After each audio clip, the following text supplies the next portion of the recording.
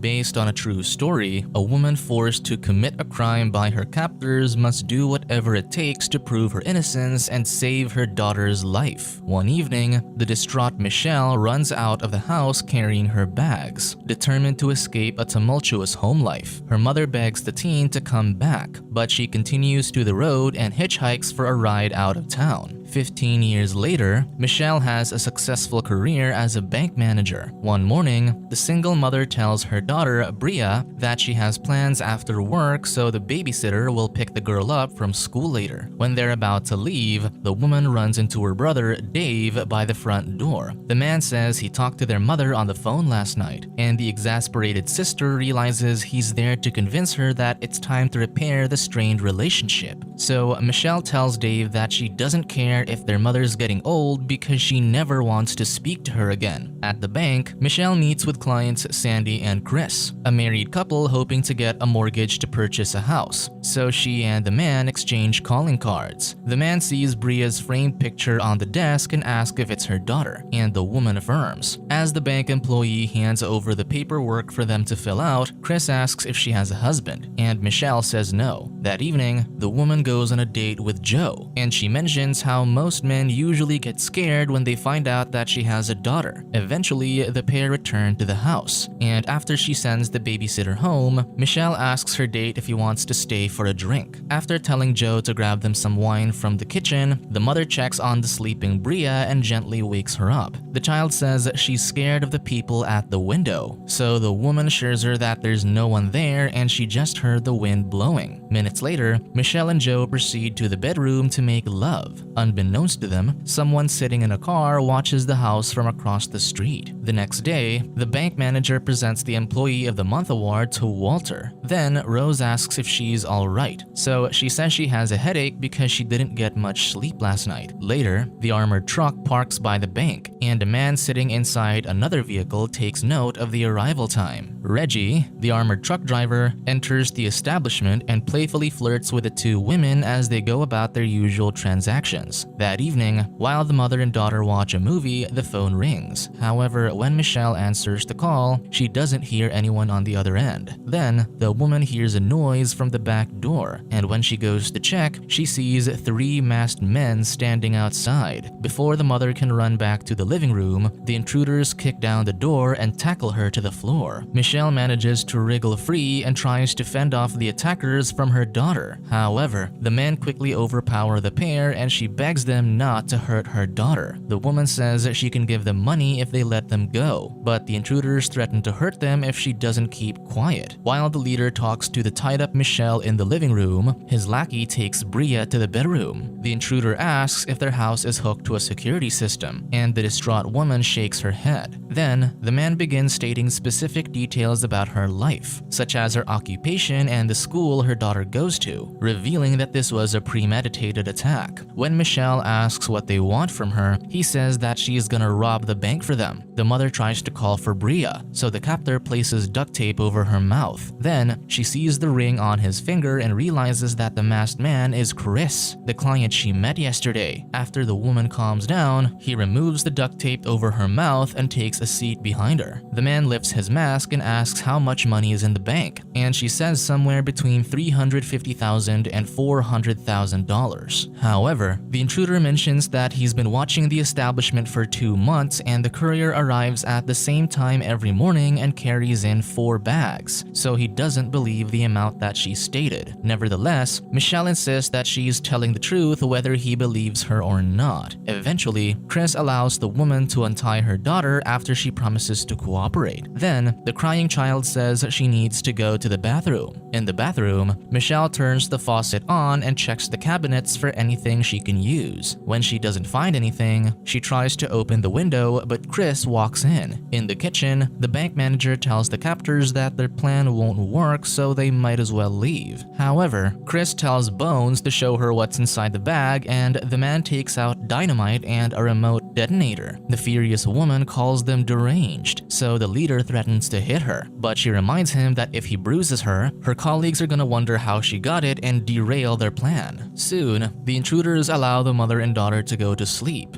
but Chris sits in the corner watching them. The next day, the man forces Michelle to take a shower while he watches creepily. Later, the men strap explosives to the woman's body and explain that they can detonate it from 100 yards away. Chris adds that they're placing a microphone underneath her clothes so they can hear everything she says and make sure she doesn't alert the authorities. In the living room, Michelle sees that the men also strap dynamite onto Breea's body. Then, the leader answers a radio call from their companions outside, reminding him that they have 45 minutes before the armored truck arrives at the bank. Before leaving, the mother tells her daughter to be brave while she's gone. When they arrive at the bank, Chris reminds Michelle that he can hear everything she says. He instructs that she has 1 minute after the transaction with Reggie to bring him the bag of money. Soon, the manager enters the establishment and tells the courier that she's in a hurry, perplexing the man and Rose because they typically engage in playful banter. Outside, Chris sees Reggie and the guards leaving and deduces the transaction went by smoothly. Inside the vault, Michelle places her hand over Rose's mouth to keep quiet and shows her the microphone and explosives under her clothes. The mortified employee tries to leave the vault to alert the others, but the manager begs her not to cause a panic. Then, the woman writes that she needs help and that Breea's life is in danger. So Michelle places the money inside the bag and quietly tells Rose that no one should go inside the vault until she is left or else the captors are going to kill Breea. Soon, the manager returns to the car, puts the bag in the back seat next to Chris, and drives away from the bank. Moments later, the woman says she did everything they wanted and asks that they remove the explosives from her daughter. However, the captor reminds her that he's still in charge and gives the orders. Meanwhile, Rose locks the bank doors and tells everyone that Michelle just left with all the money in the vault. Confused, Walter says them not contacting the authorities immediately makes them accessories to the crime. The woman explains that there was dynamite strapped to the manager's body and that she claimed her daughter's life was in danger. The skeptical Walter insists they should press the alarm, but Rose begs that they wait for Michelle's call before doing anything. Concurrently, Chris tells the captive to stop the car, get out of the vehicle, and drop to her knees. He orders her to count to 50 before walking to her car, which he's gonna park several hundred feet away. After the count, the manager removes the explosives and microphone from her body and runs to the vehicle. In the bank, Walter thinks Michelle isn't going to call and they need to follow protocols, so Rose finally agrees to contact the authorities. Later, the mother arrives at the house and finds her daughter locked inside a cabinet, so she slowly removes the dynamite around the child's chest and they run to a neighbor's house to ask them to call the police. Soon, Detective Summers speaks to the manager regarding the events that transpired. Then, the cop says they're gonna place the mother and daughter in a motel while they check the house. Michelle asks if they'll be in protective custody, but the detective says they can't authorize it without risk assessment. Confused, the woman points out that they were terrorized for the past 18 hours and the men who were responsible are still at large. So the cop explains that in similar cases, the perpetrators are usually long gone at this point. Before he leaves, Detective Summers tells the woman to bring her daughter to the station tomorrow so she can give her statement. As another officer passes by, the manager asks if the paramedics are gonna check them for shock or trauma, but the cop indifferently says that he doesn't know. Later, the mother enters the house to grab some clothes, and she remembers the terrifying events from last night. In a store, people stare at Michelle and the person at the counter recognizes her from the news report on TV. In the motel room, the woman locks the door and closes the curtains. Then, she sees her crying daughter and asks why she's scared to talk. The girl leans close and whispers that she's afraid the bad men are gonna hear her, so the mother comforts her and promises to tell her a bedtime story. However, when they hear men's voices from the hallway, Breea panics, but she quickly calms down as the voices grow faint. Eventually, the girl falls asleep and the manager washes her face in the bathroom. After wiping her face with a washcloth, she sees Chris sitting in a chair, but she realizes that it was just her imagination. The distressed woman cries, and she tries to stifle her sobs with a washcloth to not wake her daughter. Then, Michelle grabs her phone and calls Dave to tell him what happened. The next day, the mother sees Breea drawing the three men standing outside their house. Suddenly, they hear a knock on the door, but their fear immediately turns to relief upon hearing Dave's voice. The man gives his sister and niece comforting hugs and asks the girl if she wants to get a milkshake. Later, the manager returns to the bank and sees the cops taking pictures and talking to the employees. Detective Summers subtly asks if she discussed the plan with Chris when he was at the bank, so the woman reiterates that she was ordered to rob the bank under duress because they threatened to detonate the explosives on her and her daughter's bodies if she refused. The cop counters that she had several opportunities to press the alarm but took the money instead, so she reasons that there was a microphone under her clothes. Michelle repeats that Breea's life was in danger, so the detective reveals that the explosives were fake. Confused, the manager says they weren't fake because they felt heavy, but the cop explains that they were just rolls of nickels painted to look like explosives. Later, the woman tells her brother that she can't go back to the bank because everybody thinks she's guilty. She says she doesn't know what to do because she can't go back to work and she doesn't want to go home. So Dave assures her that she's gonna pull through because she's always been the strong one in the family and she'll do anything to make things right for her daughter. At the police station, Detective Summers forbids the mother from sitting in on Breea's talk with the therapist. Later, the cop says one of the intruders left a fingerprint at the scene and they were able to get a match for a person named William Hastings, one of Chris's aliases. He states that the man was convicted of 8 bank robberies in Southern California, sentenced to 15 years in prison and served 5. However, Detective Summers brings up how strange it was that the captor introduced himself to the victim the day before and even left his card. He adds that even though the woman is a manager in one of the largest banks in Southern California, she only has a few $1,000s in savings. Michelle explains she has difficulty keeping money because her ex ran up a lot of debt before leaving her. The exasperated woman asks why her financial situation matters, prompting the angry cop to slam his notepad on the table and counter that it matters because she walked out of the bank with over $300,000. Again, the cop asks if she had anything to do with the crime, and the manager insists she would never allow those men to torment her child. Despite asserting her innocence, Detective Summers advises the woman to get a lawyer. Later, the therapist tells Michelle that she shouldn't bury the pain because it'll only force her to relive the traumatic experience over and over. The doctor explains that what she and her daughter went through is gonna take some time to heal and tells the woman to give her a call if she needs help. At the motel, the manager asks her brother why she needs a lawyer. So the man says cops suspect innocent people all the time and she needs to know her rights. Moments later, they turn on the news and learn that the authorities finally arrested the 3 men who held them hostage, much to the mother's relief. Soon, Michelle meets with the district attorney and learns that Sandy claimed the bank manager and Chris were romantically involved. Appalled, the woman insists that it's all a lie and Sandy sat in a car outside the house while her husband tortured them. Then, Detective Summers presents provocative pictures of the victim and says they found it in Chris's possession. The exasperated manager admits she used to work as an exotic dancer but that she quit 2 years ago before the marriage and long before she had Breea. She adds that she asked the establishment to remove her photos from the website after she left but they refused. Before she leaves, the district attorney says they only recovered $200,000 and implies that the missing $160,000 would go a long way to pay off her debts. Then, Detective Summers advises her to not leave town in case they have any further questions. In a session with a therapist, Michelle says she needs help sleeping because she still hears the intruder's voices at night. Moments later, the patient sobs because she promised her daughter that she'd protect her and give her a life that was different from her own. She laments that she tried her best to be free of her parents and to give Breea an upbringing without trauma and neglect. However, the therapist points out that she's done everything except forgive her parents, and she's worried that her daughter won't forgive her. When the woman says she's gonna take Breea as far away as she can, the doctor explains that it's how she copes with all her problems, thus unknowingly giving her daughter the same life. Later, Detective Summers informs the manager that they recovered the rest of the money in a safe house linked to Chris, and the police no longer consider her a suspect. That night, the woman tells her brother that she came close to sleeping with people for money, so the man assures her that it doesn't matter because she was able to turn her life around. She admits that she thought of skipping town with Breea, living a quiet life and giving up. However, she realized that that was what happened to their mother and she just did the best she could for her children. Soon, they moved to a new apartment, and Michelle Michelle prepares to go to the courthouse. The daughter states how proud she is of her mother and gives her a picture that she can look at if she gets scared. At the courthouse, the manager points at Chris when the DA asks who broke into her house. Later, the attorney tells her that she doesn't have to return until she has to give her testimony and advises her to spend time with her family. During the trial, the defense lawyer claims that there was no kidnapping and that Michelle, Chris's lover, orchestrated the crime. The next day, the woman sees the newspaper headline accusing her of the robbery. She calls her attorney, who assures her that they have a strong case against the defendant, which is why their only course of action is to attack her. In the next hearing, Chris claims he met Michelle at the club, and after starting the affair, she brought up the plan of robbing the bank. During the manager's testimony, the defense attorney brings up how she only had $700 to her name on the night of the supposed attack, implying that she planned the robbery for a financial gain. In a meeting with her lawyer, the woman doesn't think she can go back on the stand, so the man says she can't get loud or argumentative because she'll lose the jury's sympathy. After the break, the defense attorney shows the jury Michelle's exotic dancer pictures. The manager states the day at the bank was the first time she met Chris and she'd never deliberately put her daughter's life in danger no matter what. Tearfully, she adds that she would rather die than watch Breea go through what she went through. Finally, the jury states that they find Chris guilty of conspiracy to commit kidnapping for robbery, kidnapping for ransom, and first-degree robbery. During the sentencing, the victim gives a personal statement and tells her tormentor that she's taking the high road and forgiving him. Days later, Michelle takes Breea to her mother's house and the two women finally reconcile after decades of estrangement. Eventually, the woman becomes an advocate of victims' rights, and she travels across the country speaking on PTSD and violence against women and children. Subscribe to watch more videos like this, turn on notifications and leave a like to help the channel out. Thank you for watching.